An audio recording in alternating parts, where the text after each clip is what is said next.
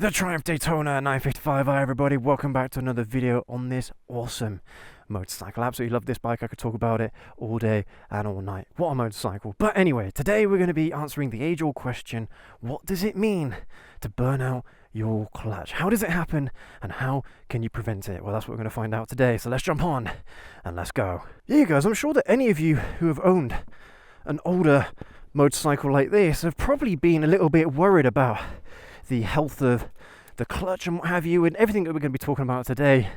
The same applies for cars as well.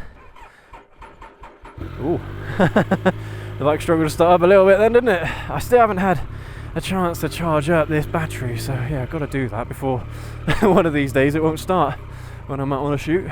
But yeah, burning a motorcycle clutch is one of those things that sounds quite scary, but funnily enough, on a motorcycle it's actually a fairly easy fix to perform, fairly easy fix to do yourselves. And I mean, I'm sure a mechanic could probably do the job fairly cheaply as well. It might take them a couple of hours labor or something like that, but I seriously doubt that it would take them as long as you think. Now with a car, it is a little bit more involved because I mean, there's lots of bits of the engine bay you've got to take off usually before you can access the clutch and the transmission. So whereas with this, on a motorcycle, everything is easily accessible. You've got the clutch on this side, you've got the gearbox on your left hand side. So yeah, it's a little bit more involved doing a car and quite a lot more expensive, I think, doing it in a car than on a motorcycle. But anyway, so what is it when you've burnt out your clutch? What does that mean? Well, basically, the way to tell if your motorcycle has got a burnt out clutch is pretty much when it starts slipping, when it starts to slip. And what that means is that pretty much you've got the bike in gear, you're powering down on the throttle, the revs are going sky high, but the bike isn't going anywhere. You should know what it feels like. The easiest way to diagnose it is if you've got, say you're driving or riding in third, fourth, fifth gear and you really jack on the throttle, what happens? Does the bike go as it should, or do the revs start going really high and you're not really going any faster, you're not really feeling that thrust of the engine as you should be?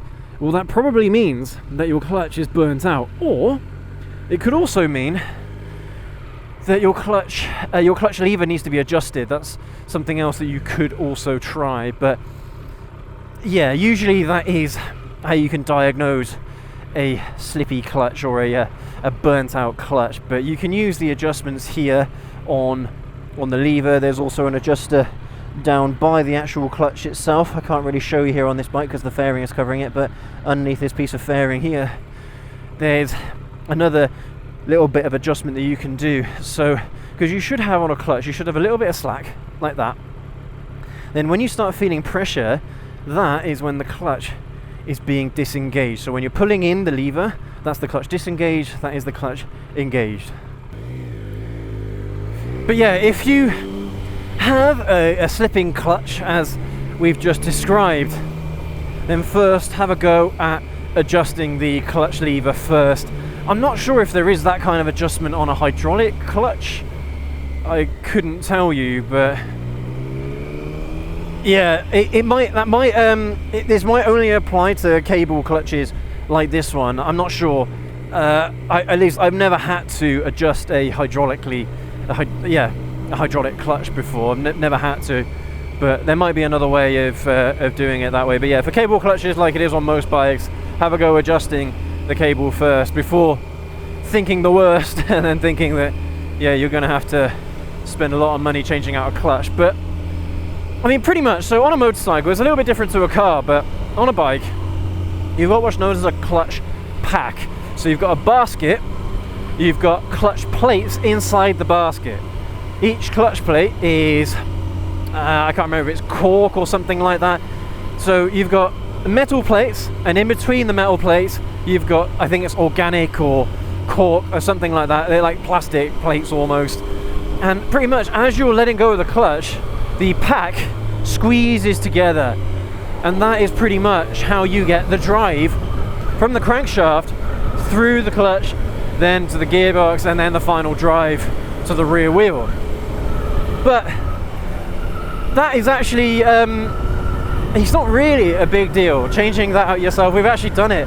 I've done it myself on my old ZX9R. So if you want to check that out, then definitely go and have a look at that video. I'll leave it, if I remember, I'll leave it linked in the video description for you, or at the end of this video. But yeah, it's not all that involved if you're trying to change out a clutch yourselves, on a motorcycle at least. But yeah, in a car, it's basically one clutch plate, or usually you've got the flywheel, which is the metal part, and you've got the clutch plate, which is the organic, or it's not quite metal. It's a slightly softer material, but it's to provide friction, pretty much, because that's exactly what your clutch does. It uses friction to transfer the energy, or to transfer the power from your engine, from your crankshaft, through to the gearbox. That's really all that's happening, to be honest with you. But yeah, we're not going to discuss cars too much in this video, because obviously, you know, there's a motorcycle channel, but the process is near enough the same. The only real difference between a motorcycle and a car is, one, a bike has got multiple clutch plates, whereas a car has got just one organic plate and the flywheel, one friction plate, shall I say, and the flywheel. And basically in a car, it's just bigger, it's just got more surface area, it's a bigger diameter, because you can fit one like that in there. That's why, and they're able to handle a bit more torque as well than the clutch packs that you usually get in bikes, because bikes aren't usually producing that much torque. But yeah, in a car, they've got a larger surface area and they're more bitey, which is why you have single clutch designs in a car, usually in a manual, and you've got multiple clutch plates, like friction plates and metal plates, on a motorcycle. I think it's just a more efficient design on a bike. I think there are some motorcycles out there that use a type of car clutch, or that kind of style, I suppose, that kind of size. But yeah, it's not often that you see that on motorcycles. Usually, yeah, it's the clutch pack, as we've been describing. So how does it happen? How do you burn out a motorcycle clutch? Well, there's actually quite a few ways, but usually it comes down to, well, mileage, wear and tear, you know, the age of the motorcycle, how much mileage that clutch has done. Usually is a pretty good indicator for whether or not you need to repair a clutch or not, but also the way how the motorcycle has been ridden. So, like, for example, if you track a motorcycle quite a lot, there's quite a lot of power that's being delivered to the clutch and then through to the transmission, and that is really all that's in between your engine and your gearbox is the clutch. So that's the point at which, if you're applying a lot of power and you're using the clutch quite a lot, disengaging it, re-engaging it, then that's probably going to decrease the life of a clutch. I mean, when you look at drag racing, these guys are going through a whole clutch in a single race, you know, or it might be a day's racing, you know what I mean? But yeah, just one day of racing, of drag racing, and the clutches are gone on these bikes. So a lot of it comes down to really how you ride it. If you ride the bike a little bit gingerly or less aggressively, then your clutch will probably last a little bit longer than if you were to use it quite aggressively. Now, what do I mean by aggressively? Well, a good example, wheelies, burnouts, things like that will absolutely kill your clutch. And any time when your clutch ends up overheating, the light on my dashboard has just gone for the indicators. Yeah, this light here isn't showing, but the lights are still going off, so that's interesting. We'll have to have a look at that. But yeah, sorry guys. It's an old bike, you know, things like this are going to happen randomly.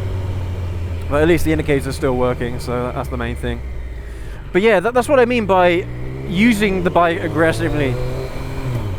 By you putting away very quickly all the time, doing burnouts, doing wheelies, probably you're going to damage the clutch over the longer term. Maybe not so much in the short term, but yeah, over the longer term, you might find that one day your clutch just starts slipping.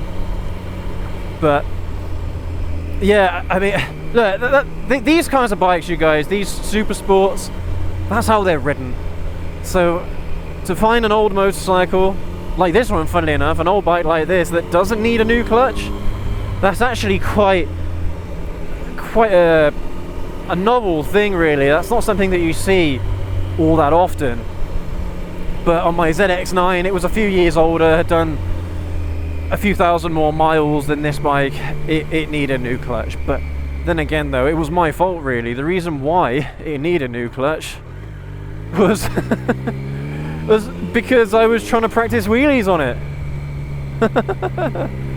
So yeah, it was totally my fault why the clutch failed on that bike. But it was probably going to go soon anyway. I probably could have limped it a little bit more to give it a little bit of extra life, but yeah, it's just, I just thought it was better to swap out the clutch. But on a super sport around between 35,000 miles, you're probably going to be looking at swapping out the clutch usually. I mean, on my Blackbird, I'm not sure if the clutch has ever been replaced on that bike, but those bikes are producing quite a lot of torque, so, and it's done like 45,000 miles, so it wouldn't surprise me if that bike needed a new clutch. But it's not giving me any problems at the moment, and that's with full power in all the gears. So far I'm not really too worried about it. But yeah, a lot of it will depend on how the bike's been ridden, how much mileage is on the bike. But like I said, you guys, it really isn't a huge job to change out a motorcycle clutch. Not like a car. Anyway, with a car, it is a fairly big job. At least with a front-wheel drive car anyway. I'm not sure if it's easier on a rear-wheel drive car. I don't know. I couldn't tell you. But yeah, on bikes, it really isn't that difficult. Alright. But how you prevent clutch wear? In some ways, you can't prevent clutch wear. In some ways, every single time whenever you engage and disengage the clutch, that friction material is going to wear out over time. Simple as that. There's not really a lot that you can do about it, but you can give it that little bit of extra life if you ride it sensibly. If you want to ride it hard, that's great. Do it every once in a while. If you want to do wheelies, that's great. Do them every once in a while. Don't do them all the time. If you do wheelies all the time, it's a lot of friction and a lot of heat that the clutch has to deal with, and that is what kills clutches. That's what burns them out. Literally, when you're burning out a clutch, that's literally what it means. You are cooking it. You're heating it so much that the friction material is no longer able to grip onto the metal plate, or metal plates. But I honestly, I wouldn't worry about it too much. I mean, motorcycle clutches, they do have a shelf life, but at the same time, just enjoy the bike. Enjoy the bike. Don't worry about burning out your clutch. Doing things like this or towing. I mean, I don't imagine you'd ever tow on a motorcycle, but yeah, if you're towing in a car, that tends to degrade clutches quicker than you might expect, or quicker than normal. Anyway, my wife and I, we just bought a Honda CR-V, and it's got a tow hitch. And it's got 130,000 miles, so it's quite a 2005, so it's an old car with a lot of mileage. And I was a little bit worried that with the tow hitch that the clutch would probably need doing, but luckily at 80,000 miles, or it might have been 85, that the clutch had been done. So one of the previous owners was using it to tow, and the clutch just gave out on them. They had to get a new one. That's how it goes. But any extra added pressure that's put on the clutch usually is going to mean that it's going to have a lower lifespan. But like I said, really is not a big deal on a motorcycle whatsoever. Much bigger deal on a car, much more expensive to deal with on a car, but not bad at all on a motorcycle. So for me, if you're going to ride your bikes, just enjoy them. If you want a little bit of extra longevity out of things like your clutches, then ride them within the speed limit. ride them, you know, like use lower RPMs when you're launching. You don't need a lot of RPM to launch a motorcycle quickly, but a lot of people, they get into the habit of using sky high RPMs to launch, to get themselves off the line as quickly as possible. And yeah, little things like that are going to burn out the clutch as well over time. Again, these things won't kill a clutch immediately, it's over time that it will happen. But if you launch quickly, ride the bike for a few minutes, let the clutch cool down, then you should be okay. You probably won't do a lot of damage to it that way. But if you're constantly doing hard launches, quick launches with the bike, the very quick launches with the bike, doing 0 to 60s all the time, trying to get that best 0 to 60 run, then yeah, things like that are going to burn out the clutch. So try and avoid doing that. If you're going to pull away on a motorcycle, pull away a little bit gentlier than you have been, especially on like 30 mile an hour roads, 40 mile an hour roads, even 50 mile an hour roads. You don't really have to get off the line that quickly to get up to those speed limits, so you can just take it easy. Take it easy getting up there.